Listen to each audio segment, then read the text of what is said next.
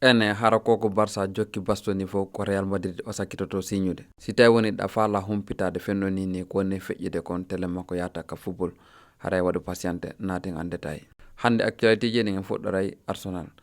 Effectivement Arsenal woni ko woni champion d'Angleterre ɗum heɓe wayruno ɗum depuis 2003 2004 on saison ɗon noon ɓe perdano e match goto par ce que hande kikiide har City kanu e bonus no juuɗe finalement City woni ko niili donc ko journée goto heddi fenno ni Arsenal wacciri ɓe 1 point ko ɗum waɗi Arsenal woni champion officiellement d'Angleterre.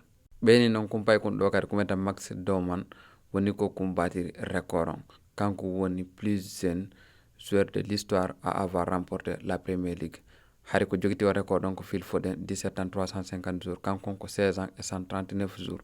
Côté Atlético Madrid kadi ɓe fuɗɗike buusude ka mercato ɗo par ce que ɓeyni wondema accord de principe heɓiki hakkunde Atlético Madrid kanum e Wolverhampton pour João Gomes. ɓeyni wondema o yaawi o signa Atlético Madrid pour 39 millions d'euros. ɓeyni fenonini ko dernier détail ji ɗi woni ko ɓani régulde avant ɓe wadde officialisé transfert on. ɓeyni noon côté Real Madrid kanum kadi woni ko José Mourinho landi yoɓe signamo o milieu terrain ɗo.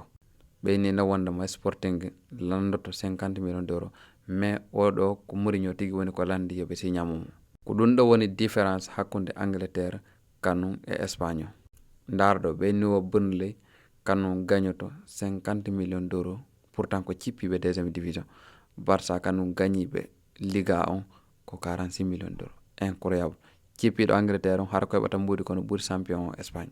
mais noon Barça kamɓe manda si ɓe andi koɓe faala téléma ka mercato par ce que ɓeyni wonnama Barça ɓe tertike fi Bastoni fes ɓeyni ko fi hono noon addi ɓe terto pisti Bastoni o c'est parce que prix mo Inter demandi on yo towi moƴƴano te kadi kanko Bastoni ɓe yiyali wakkilare mawde ko woni e puusude pour yo Inter jaɓu négociede kamɓe Barcelone.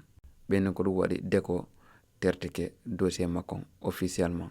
mais min wona ɗum ɗo woni ko dérangimi par ce que défenseur centraux ji fenonini no heewi mais wondema Barça waɗa tout ce qui est possible pour yo ɓe wawa wadde conservé Marcus Rashford. wondema ɓe ndaara si tawi woni United jaɓayɓe luɓude mo saison kadi si woni United jaɓali ɓe ndaara no ɓe ɓuytira prix on haaɓe no mi handa min ko honno ko honɗum Barça yi e Marcus Rashford e o saison mo waɗi ɗo ha wona taw no jarani ɓe waɗugol tout leur possible pour yo heddo. andi côté attaque kon kanum peut être ɗon ɓe wakkiloto ɗon par ce que ɓe ni fenoni Barça no wadde préparé offre de 50 millions d'euros pour Mikel Oyarzabal. ɓande andi fenoni kala attaquant mo Barça faala ko ha seeɗa wona ɗon kadi heɓotako ɓeyni wondema ko oɗo boni wadde préparé offre kadi de 50 millions d'euros. hande noon match nil Bournemouth contre Manchester City kamɓe arrange ɓe moƴƴano par ce que ɓeyni wondema saison prochaine on ɓe jouay Europa League. ɗum ɗon noon c'est la première fois de son histoire hari ha hande ɓe meeɗa joude coupe d'Europe wona Ligue des Champions wona Europe hay conférence ɓe meeɗa joude mais ɗum ɗo wonnay première fois pourtant il y a 4 ans hari ɓe deuxième division. ɗo koko mi haalni on nanen kon fendonini Atlético Madrid kamɓe hiɓe buusude ka mercato ɗo eɓe tarde par ce que ɓeyni fendonini kadi hiɓe faala William Gomez omo no yiɗeno noon o ko ailier ni ko Porto o jouata ɓeyni fendonini contact ji fuɗɗi heɓude hakkunde Atlético Madrid kanum e Porto pour ɓe wawmo sodde o mercato arowo ɗo. côté Angleterre noon ɓeyni wondema Southampton woni ko élimina ka barrage ji pour ƴawgol ka Premier League. ko fi honɗum addi ɓe elmiɓe par ce que tawaɗo ka staff maɓɓe woni ko ɓe nangi ɗum tawi no yeehi filmugol o équipe ɗo mi anda honno haalirte ɓe doit fottude on dal équipe mo doit fottude on o yeeto mo darde honno ɓe préparota honno ɓe entraînorta o filma ɗum noon o adda o holla entraîneur maɓɓe ɓe prépare match on donc ɓe elminiɓe kamɓe on. mais ɓe haɗal tun ka elmingol ɓe inni wondema saison prochaine o ɓe ittoye kadi 4 points e nder point ji ɗi ɓe heɓoyta ɗi. kanko yawnoɗo filme on hinamo ɗo ko o yeehi film ko saabu oɗo addi kamɓe ɓe jouata match ji barrage wonɗi arde ɗo ɗi.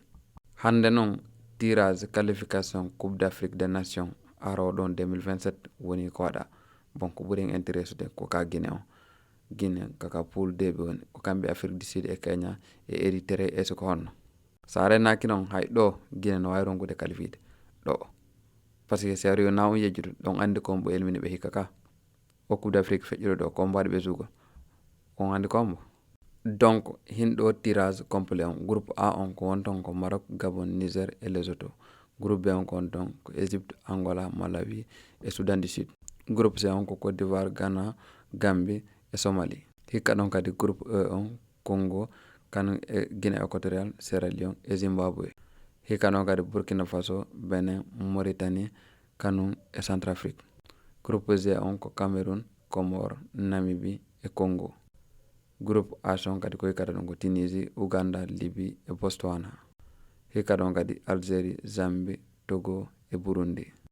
Groupe J on ko Sénégal, Mozambique, Soudan et Éthiopie. Groupe K on gonɗon ko Mali, Cap-Vert, Rwanda et Libéria.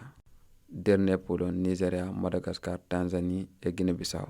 Hayin continent côté information jini parce que beni Antonio Conte kanu ka décidi ugol Napoli si tawi woni saison on ɗo gasi. Liste Portugal on kanu kadi woni ko yalti officiellement hande. Donc ɓeɓe on ɗe yiide ɗo ko ɓeɗo woni ko entraîneur Portugal on kanu kadi convoqué pour la coupe du monde. Ɗon presque duwanoɓe noddede ɓen fof noddama sina o boyjo hakkude ɗo ko ɓenta Mateus Fernandes himo tawa e meilleur joueur ji ɗin Premier League hikka West Ham o jota. Mais peut-être ɓay hare ko West Ham woni juude ko ɗum haɗi o nodde. Pourtant himo mertuno hikka fenɗo ni militaire Portugal duwaɗo noddede ɓuuri makko min on mi yaali. Ko ɗum noon ɓe landide wondema ɓeɗo tato oɗo Mika Godsini Belgique no dalimo, oɗo ko João Pedro ni Brésil no dalmo e Mateus Fernandes. Ɗiɗo tati hara kombo woni pire décision ji ɗi ka coupe du monde ɗo. Min pour am ko João Pedro hikka ɗon oɗo sakkito Mika Gods par ce que Mika Gods kanko ka poste ka jota ɗum dokku eno ɗon Trossard eno ɗon e woɓe wanon. Ɓeni noon côté Benfica kamɓe kadi ko ɓe faala ko Ruben Amorim yo aro remplaça José Mourinho. Ɓeyni noon hande bimbi woni ko agent Nicolas Jackson e Denzel Dumfries on woni ko ari yiidi e de ko hande bimbi. Mi anda ko fiyono peut-être hay ko fi Dumfries na ɗo Nicolas Jackson kanu. Kumpay kun ɗo noon kadi il faut que jama o wattana yile makko ɓennammo Eli Junior Kroupi 19 ans 13 buts pourtant ko premier saison makko ni en Angleterre. Pourtant effectivement oui no wawa wonde har ko Barça jokki bastoni fof ko Real Madrid o jota. Ɓenni wondemo José Mourinho ko bastoni faala comme défenseur e o mercato ɗo ko kanko woni kadi favori makko fenonini mo wadde tout son possible pour le dirigeant ji signammo bastoni. Teɗen andi guida Barça fuɗɗimo jokkude wona hande kamɓe hande ɓe annonci wondema ɓe tertike fi makko fes par ce que prix mo ɓe alandi on hino towi Real kanu kadi hoddi faale directement no wawande donc Barça jokki mum kon fof hara ko Real o sakkitorta.